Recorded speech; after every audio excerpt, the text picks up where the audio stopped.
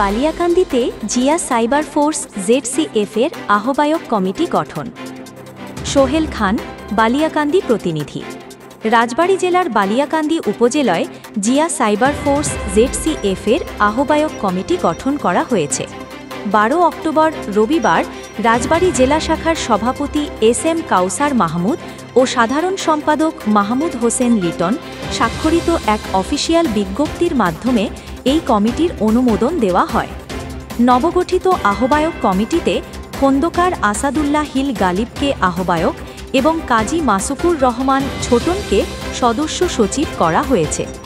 এছাড়া মিরাজুল ইসলামকে সিনিয়র যুগ্ম আহ্বায়ক এবং মোহাম্মদ শিহাবুল হাসান, মোহাম্মদ আব্দুল কাদের মিয়া, মোহাম্মদ শুভ শেখ আলাল, বিশ্বজিৎ রংদার ও ইমরান হাসানকে যুগ্ম আহ্বায়ক হিসাবে দায়িত্ব দেওয়া হয়েছে।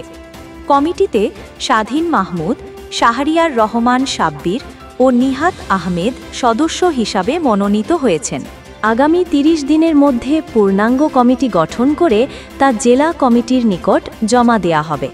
উল্লেখ্য, জিয়া সাইবার ফোর্স ZCF একটি জাতীয় স্বেচ্ছাসেবী সংগঠন যা অনলাইন প্ল্যাটফর্মে দেশপ্রেম, সামাজিক সচেতনতা এবং ইতিবাচক কর্মকাণ্ডে তরুণ প্রজন্মকে উদ্বুদ্ধ করতে কাজ করে যাচ্ছে।